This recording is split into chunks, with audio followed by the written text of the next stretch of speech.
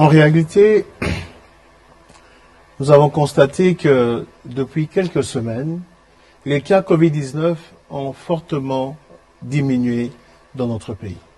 Il vous souviendra que depuis le 10 mars de l'année dernière, nous avons connu 3 vagues de la pandémie Covid-19.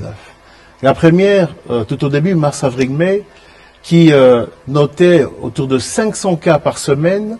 Et la deuxième vague qui est arrivée octobre, novembre, décembre, avec 750 cas par semaine. Et la troisième vague qui a commencé le 13 mai, avec autour de 2500 cas. Cela nous a poussé le 3 juin à déclarer la troisième vague de la pandémie Covid-19 avec des mesures qui ont été prises. Aujourd'hui, nous annonçons à la face du monde et au peuple congolais que les chiffres ont baissé sur toute l'étendue de la République, et particulièrement à Kinshasa. Le reflet de cette baisse se note en termes de nombre de cas positifs qui ont diminué et également en termes de nombre d'occupations des lits Covid dans les hôpitaux.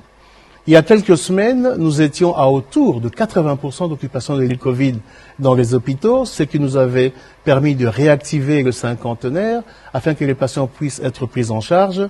Mais aujourd'hui, nous sommes redescendus à 15% d'occupation des lits Covid. Ce qui traduit que la prise en charge est bien faite au niveau de ceux qui sont déclarés positifs en première ligne, en termes de diagnostic, en termes de médicaments pour soigner, et également ceux qui sont en hôpital en termes de prise en charge pour donner de l'oxygène. Mais au moment où le taux de Covid diminue au niveau national, et surtout ici à Kinshasa qui est l'épicentre, nous voyons des flambées dans l'arrière-pays, surtout au niveau du Haut-Katanga, du Lualaba, comme l'a dit le ministre de la Communication, et également au Nord Kivu et au Sud Kivu. Des mesures sont prises au niveau du gouvernement pour renforcer les divisions provinciales de santé citées, de manière à les aider à une meilleure prise en charge, également doter certains coins de la République en unités de production d'oxygène.